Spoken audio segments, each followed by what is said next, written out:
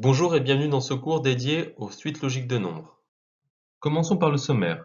Dans un premier temps, nous allons vous présenter cette sous-épreuve qui apparaît régulièrement au test d'aptitude. Dans un deuxième temps, nous allons vous présenter les différentes suites classiques de nombres. Dans un troisième temps, nous allons vous présenter d'autres suites qui sont, elles, moins classiques. Et dans un quatrième temps, nous allons parler de toutes les techniques de résolution que vous devez connaître afin de pouvoir performer le jour J. Commençons donc par la première partie. Comment cela se passe? On vous présente une suite de nombres qui peut être plus ou moins longue. En général, moins d'une dizaine de chiffres ou de nombres vous sont présentés. Cette série suit une certaine logique. Et dans cette série, un nombre est masqué. À partir de là, plusieurs propositions de réponse vous sont faites. Il vous faudra assez logiquement trouver la bonne. Ainsi, la résolution d'une série logique de nombres va reposer sur une unique chose, trouver la logique de la série. Et c'est donc sur ce point que va s'articuler notre cours. Procédons directement à la deuxième partie qui va vous présenter les suites classiques auxquelles vous aurez affaire le jour du concours. Commençons par les séries sommes. Le terme de chaque suite se déduit du précédent en ajoutant un chiffre ou un nombre qui est constant tout au long de la suite. Procédons rapidement à un exemple. On a la suite suivante: 1, 3, 5, 7 et le nombre mystère. On constate rapidement que l'on a ajouté 2 à chaque fois pour obtenir le terme suivant. Ainsi, le terme recherché sera donc 7 plus 2, c'est-à-dire 9. Pour les suites sommes progressives, le fonctionnement est le même que pour les suites sommes, sauf que le chiffre ou le nombre qui est ajouté va évoluer à chaque fois. On a l'exemple suivant: 1, 3, 6, 10 et le nombre caché. On constate que l'on ajoute successivement 2, 3, 4 à chaque terme pour obtenir le terme qui suit. Ainsi, le terme cherché sera 10 plus 5 égale 15. On a aussi des suites de type différence qui fonctionnent sur le même principe que les suites sommes, sauf que cette fois-ci, pour obtenir le terme d'après, on va soustraire un chiffre ou un nombre qui est constant. On a donc la suite suivante: 7, 5, 3 et le nombre caché. On constate assez simplement que l'on soustrait 2 à chaque terme pour obtenir le suivant. Le terme recherché sera donc 3 moins 2, c'est-à-dire 1. De la même manière que pour les sommes, nous avons les sommes progressives, pour les différences, nous avons les différences progressives. Ici, le fonctionnement est le même que pour les suites différences, sauf que le chiffre, le nombre qui est soustrait, va évoluer à chaque fois. Je vous laisse observer l'exemple suivant. Les suites type produit. Ici, le terme de chaque suite se déduit du précédent en multipliant un chiffre ou un nombre qui est constant. Ainsi, dans l'exemple suivant, on a la suite 2, 4, 8 et le nombre mystère. On constate que l'on multiplie 2 à chaque terme pour obtenir le suivant. 2 fois 2 égale 4, 2 fois 4 égale 8, et donc 2 fois 8 égale 16, qui est notre terme recherché. De la même manière, nous avons les suites dites produits progressifs, qui ont le même fonctionnement que pour les suites produits, sauf que le chiffre, le nombre qui est multiplié, va évoluer à chaque fois. Ainsi, on a la suite suivante: 2, 4, 12, 48 et le nombre caché. On constate que l'on multiplie successivement par 2, par 3, par 4, afin d'obtenir le terme suivant. 2 fois 2 égale 4. On fait 4 fois 3, ce qui donne 12. On fait 4 fois 12, ce qui donne 48. Et donc, on va donc devoir faire 48 fois 5, ce qui donne 240. Vous pouvez aussi tomber sur des suites de type quotient, où le terme de chaque suite va se déduire du précédent en divisant un chiffre ou un nombre qui est constant. On a la suite suivante: 48, 24, 12 et le nombre recherché. On constate assez simplement aussi que l'on divise par 2 chaque terme pour obtenir le suivant. On divise 48 par 2, ce qui fait 24. On divise 24 par 2, ce qui fait 12. Et lorsqu'on divise 12 par 2, on obtient 6. Vous pouvez aussi avoir affaire à des suites qui sont composées d'une succession d'opérations. Ces opérations peuvent être des sommes, des différences, des produits ou des quotients. Procédons à un exemple. On a la série suivante: 2, 6, 4, 12, 10 et le nombre recherché. On remarque que successivement, on va multiplier par 3, puis soustraire par 2 les termes pour obtenir le suivant. Ainsi, 2 fois 3 égale 6, on va soustraire 2, ce qui donne 4. 4 fois 3 égale 12, si on soustrait 2, cela donne 10. Et maintenant, pour avoir le terme final, on va multiplier 10 par 3, ce qui nous donne 30. Vous pouvez aussi avoir affaire à des suites dites cachées, qui sont d'un niveau nettement plus élevé et qui demandent une excellente attention. Le principe est simple, cela va être de déceler une logique suite à une opération qu'on aura effectuée sur tous les termes de la série. Vous êtes un peu perdu, pas de panique, vous allez mieux comprendre avec l'exemple qui suit. On a la suite qui suit 5, 7, 15, 51 et le nombre recherché. À première vue, pas de logique vraiment évidente. Mais si l'on soustrait 3 à tous les membres de la série, on obtient la suite suivante. 2, 4, 12, 48 et le nombre recherché. Dans ce cas, la logique est beaucoup plus facile à déceler. On multiplie successivement par 2, 3 et 4. Ainsi, 48 fois 5 égale 240. Il va falloir donc additionner 3 pour trouver le terme. 240 plus 3 est égal à 243. Si vous connaissez vos carrés sur le bout des doigts, les suites de type carré ne seront qu'une formalité pour vous. Puisqu'en effet, dans ce type de série, chaque terme de la suite est un carré. Ainsi, dans l'exemple suivant, on a 4, 9, 16, 25 et le nombre recherché. On remarque assez simplement que la suite est constituée de carrés consécutifs. 2 au carré, 3 au carré, 4 au carré, 5 au carré, et donc le terme manquant qui est 6 au carré, c'est-à-dire 36. De la même manière, si vous connaissez vos cubes sous le bout des doigts, les suites de type cube ne seront qu'une formalité. On a l'exemple suivant, 1, 8, 27, 64 et le nombre recherché. On remarque que la suite est constituée de cubes consécutifs, à savoir 1 au cube, 2 au cube, 3 au cube, 4 au cube, et donc le terme manquant qui est 5 au cube, c'est-à-dire 125. Vous pouvez aussi avoir affaire aux suites puissance. Dans ce cas-là, il vous faudra repérer une suite de puissance de nombres. Prenons l'exemple suivant, on a la série 2, 4, 16, 128 et le nombre recherché. On décèle la logique suivante. On va dans un premier temps faire 2 fois 2, puis 4 fois 4, c'est-à-dire 4 fois 2 au carré, puis dans un troisième temps 16 fois 8, c'est-à-dire 16 fois 3 au cube, ce qui nous donne 128. Pour obtenir le terme recherché, il nous faudra donc faire 128 fois 2 puissance 4, et ce qui nous donne, in fine, 2048. Les suites de nombres premiers. Avant de vous expliquer en quoi elles consistent, faisons un petit rappel sur ce qu'est un nombre premier. On dit qu'un nombre est premier s'il est divisible par 1 ou par lui-même. Vous trouverez dans les cours qui suivent la liste des nombres premiers à connaître par cœur. Le principe de ces suites est très simple, il vous faut repérer une série de nombres premiers. Par exemple, on a la suite suivante, 2, 3, 5, 7 et le nombre recherché. On remarque une suite de 4 nombres premiers qui sont consécutifs. Le nombre premier suivant est 11. Passons aux suites dites entremêlées. On parle de suites entremêlées lorsque deux logiques différentes existent dans une même suite et lorsque chaque logique concerne alternativement un chiffre ou un nombre. Ce sera donc plus simple avec un exemple. On a la suite suivante, 2, 12, 6, 24, 18, 48 et le nombre recherché. On va déceler deux suites différentes. Une première qui est 2, 6, 18 et un nombre. Une seconde qui est 12, 24, 48 et un nombre. Dans la première suite, chaque terme est multiplié par 3. Dans la seconde, chaque terme est multiplié par 2. Le nombre manquant appartient à la première suite. Le terme recherché sera donc 18 fois 2, c'est-à-dire 36. Dans certains cas, la logique de la série ne se trouve pas entre les nombres, mais à l'intérieur de ceux-ci.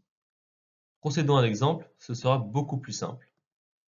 On a la série suivante, 48, 810, 1212, 1614 et le nombre recherché. Ici, à première vue, difficile de déceler une logique. Et pour cause, elle se trouve à l'intérieur même des nombres. Regardez. Dans 48, isolons le 4. Faisons 4 plus 4. Cela nous donne 8. 8, c'est le premier chiffre de 810. Ajoutons de nouveau 4 à 8. Cela donne 12, qui forment les deux premiers chiffres de 1212. Ajoutons 4 à 12, on obtient 16. 16, c'est les deux premiers chiffres de 1614. Ainsi, pour obtenir les deux premiers chiffres du terme recherché, nous allons faire 16 plus 4, ce qui nous donne 20. De la même manière, isolons le 8 dans 48. 8 plus 2, cela donne 10. 10 plus 2, cela donne 12. 12 plus 2, cela donne 14.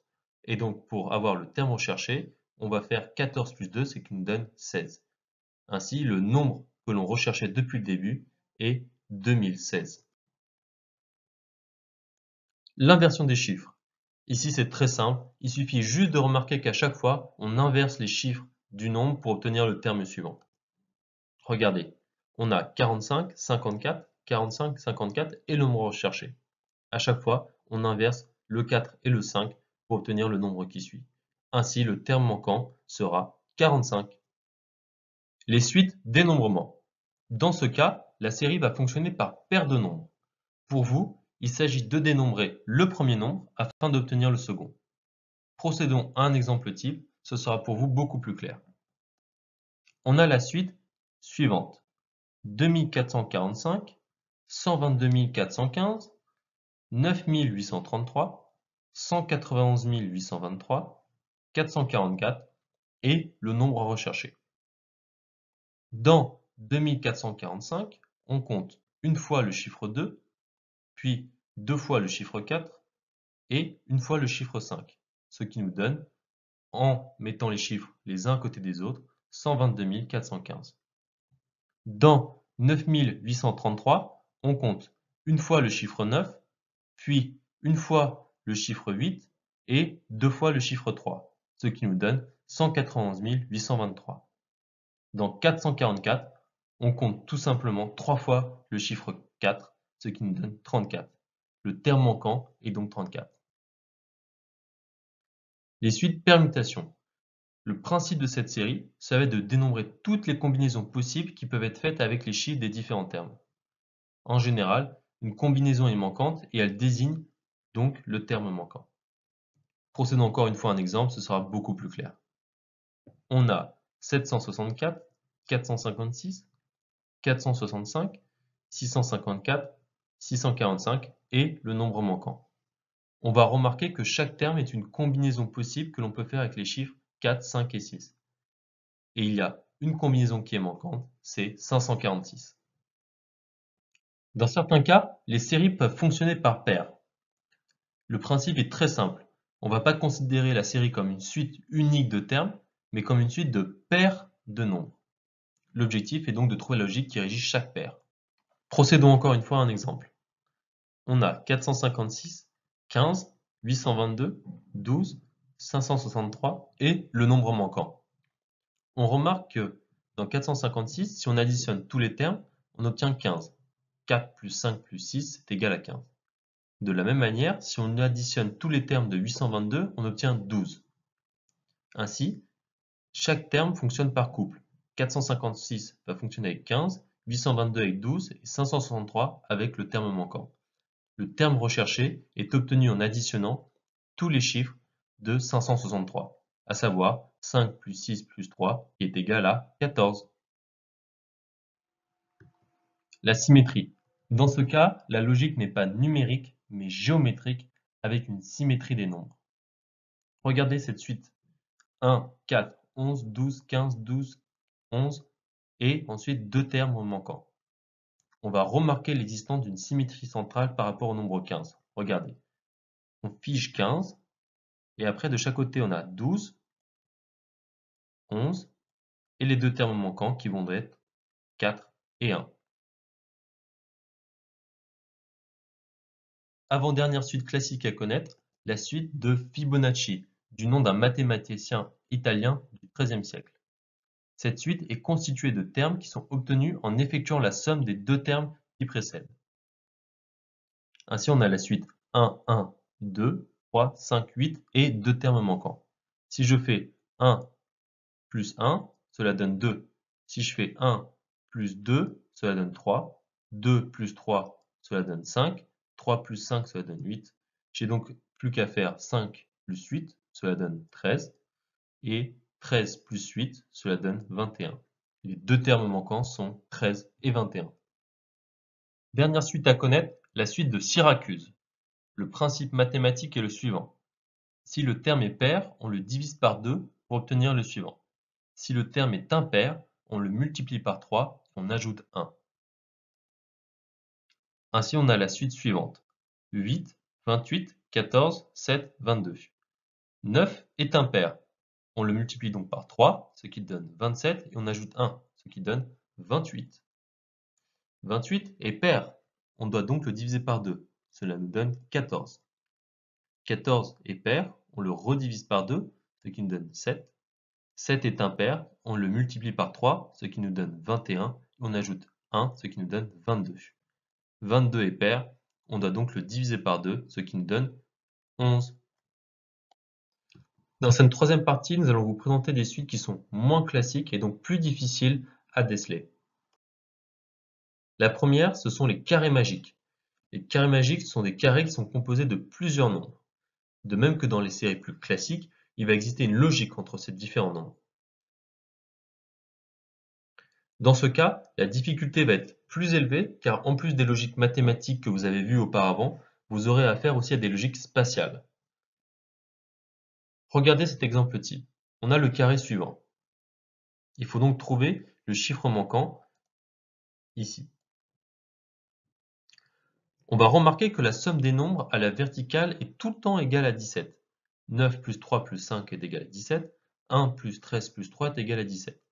Ainsi, le terme manquant doit permettre d'avoir une somme égale à 17. 17 moins 7, ce qui donne 10, moins 5, ce qui donne 5. Le terme manquant est donc 5.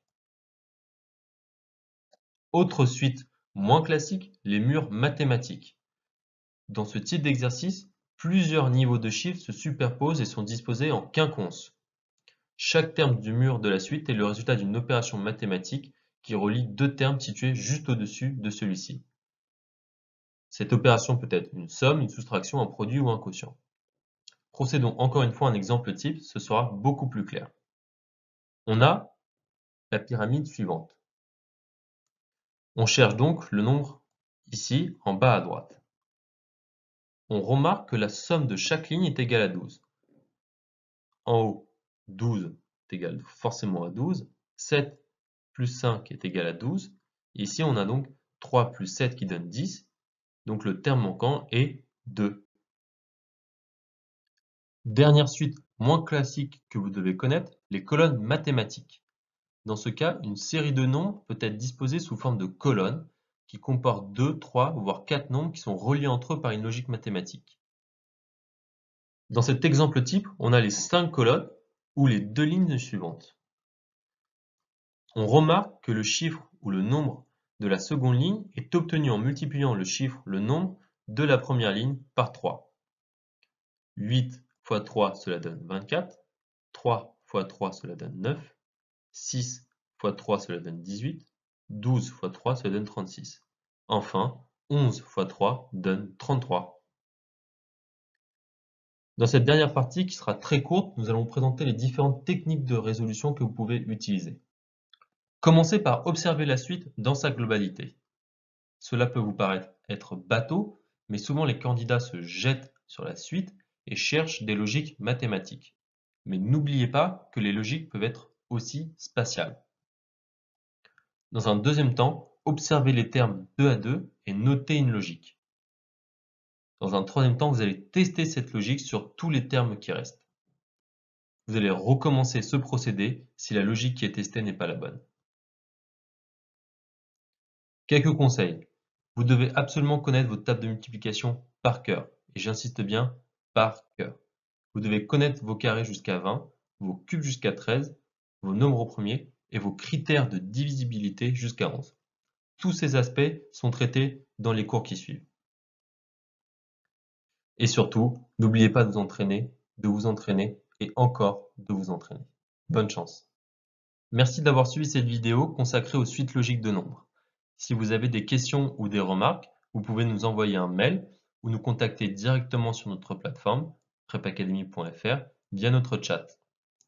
N'hésitez pas non plus à nous suivre sur Facebook ou sur Twitter afin d'être tenu au courant de nos dernières actualités.